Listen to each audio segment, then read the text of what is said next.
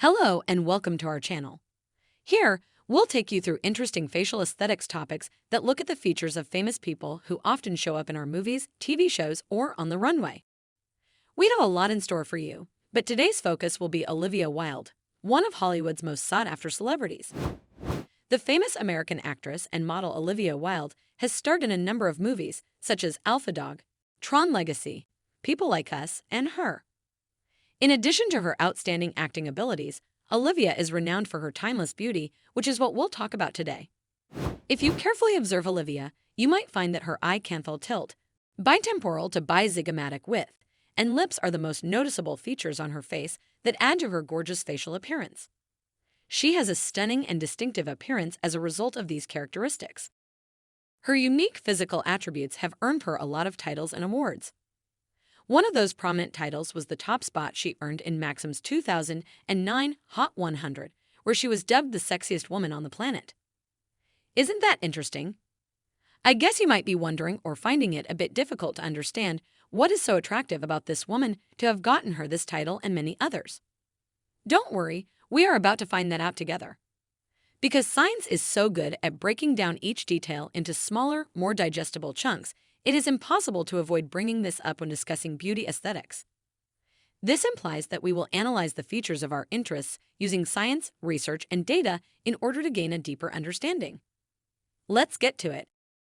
Oh, and I should also mention that since we are examining her entire face, we'll also be discussing some of her less desirable features, so be prepared ahead. And everything we talk about is purely from an aesthetic standpoint, using facts and proven evidence and not mere assumptions. For every video on this channel, we consulted articles from peer-reviewed scientific journals. Anthropologists and cosmetic consultants have spent enough time studying how bone, muscle density, and fat deposits harmonize with each other to form each of the human facial features. We would be able to discuss Olivia Wilde's and several other celebs' beauty aesthetics thanks to their previous great works.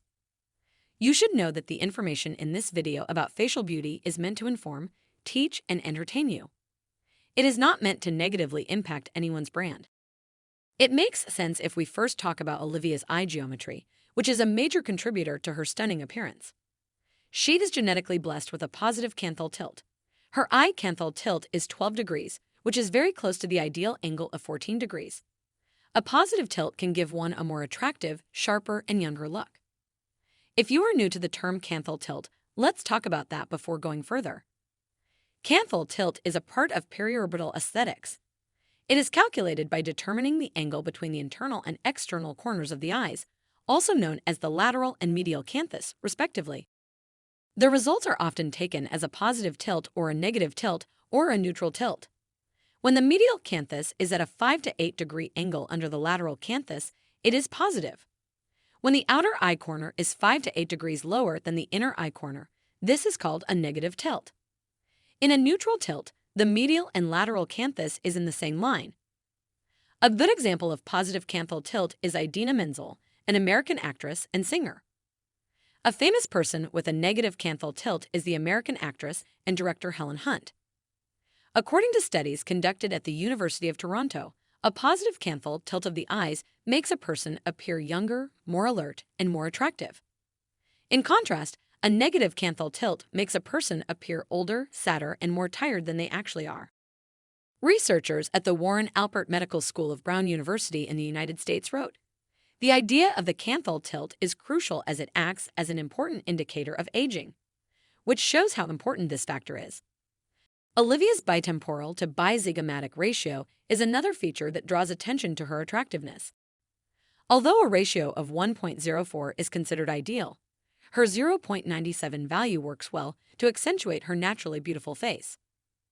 Those are some pretty big words, so let's break them down a bit.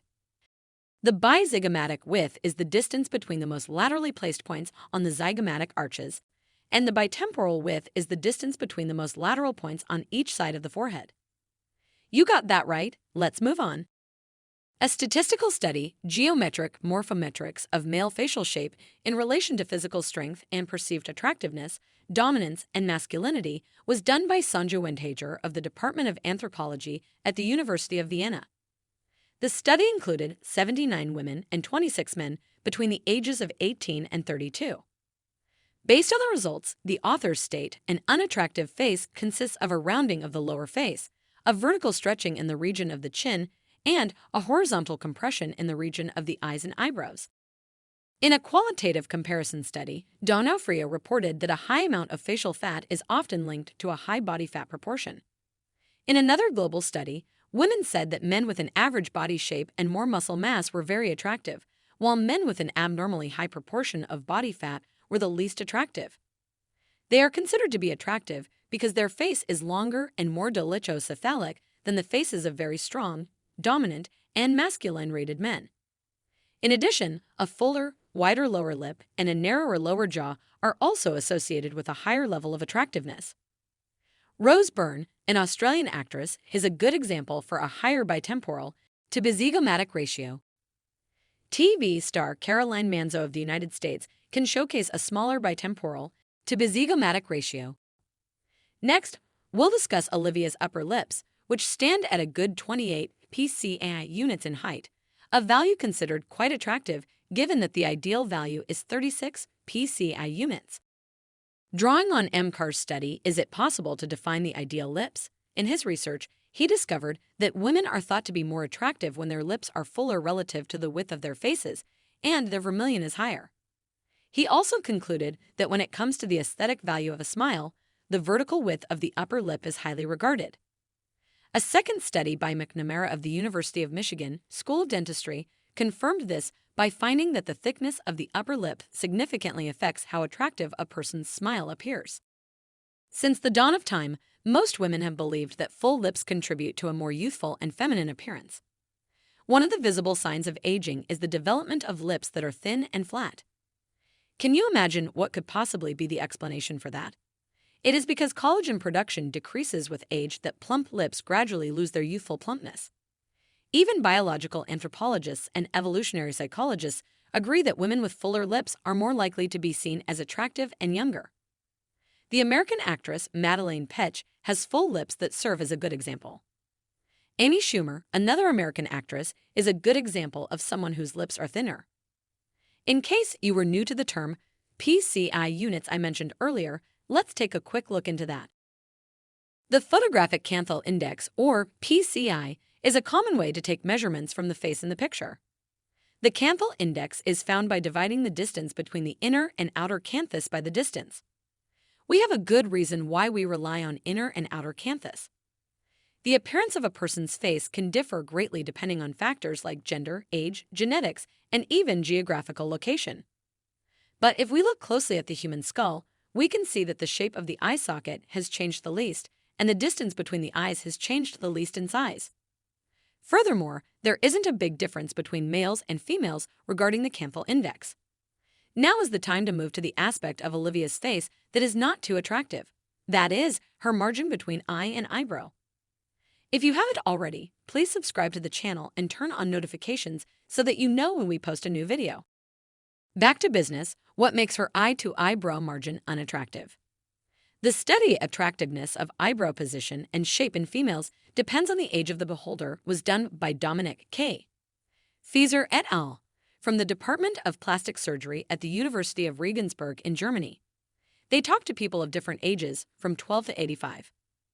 Overall, there were 178 male and 179 female participants surveyed, with roughly equal representation of the sexes across all age ranges. Participants were asked to rate the attractiveness of the study's 3 options. The majority of participants preferred those with high eyebrows, while the minority preferred those with low eyebrows. In his famous paper, Cunningham also said that women with high-set eyebrows tend to have more expressive feminine qualities. An example of a popular act with a higher margin between eye and eyebrow is Doja Cat. Annette Bening is a good example of a celebrity with a narrower margin between eye and eyebrow. Based on the information provided, we can confidently say that Olivia has an attractive rectangular face shape, with a prominent forehead, angular features, straight cheekbones, and a strong, squared-off jawline. In your opinion, which of Olivia Wilde's facial features is the most attractive? Comment below. To discover more about her facial aesthetics, visit our website by clicking on the link in the description box below. Are you curious to find out about your facial features? Visit pinkmirror.com and use our expert software to make your own accurate face analysis report right away. Please let us know in the comments below who we should analyze next, and we will get to work. You finished the video, so thank you for that. We'll see you in the next video, and if you haven't already, kindly subscribe to the channel.